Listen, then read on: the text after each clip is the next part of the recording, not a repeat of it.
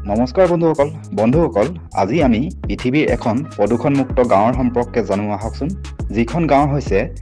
বিশ্বৰ এখন পৰ্যটকপ্ৰিয় গাঁও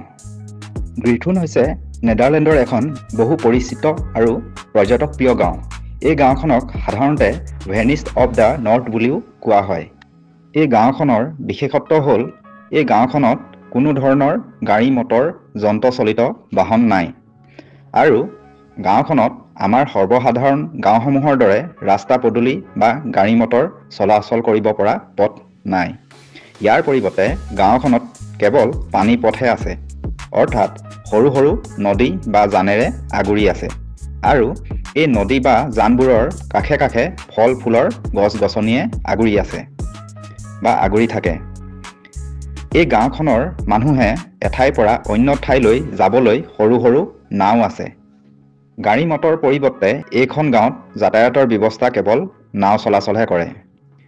ইয়াৰ কিছুমান নাওবোৰত যদিও ইঞ্জিন আছে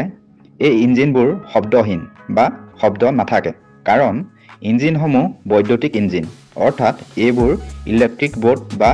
পাণ্টাৰ্ছ নাও বুলি কোৱা হয় ইঞ্জিনৰ শব্দ কৰা বাহন নথকাৰ বাবে বা শব্দ প্ৰদূষণ আৰু বায়ু প্ৰদূষণ নোহোৱাৰ বাবে এই গ্ৰিথিন গাঁওখন এখন প্ৰাকৃতিক শান্তিপূৰ্ণ আৰু বিশ্বৰ প্ৰদূষণমুক্ত গাঁও হিচাপে জনা যায় এই গাঁওখন সঁচাকৈ এক শান্তিপূৰ্ণ গাঁও আৰু গাড়ী মটৰবিহীন নোহোৱা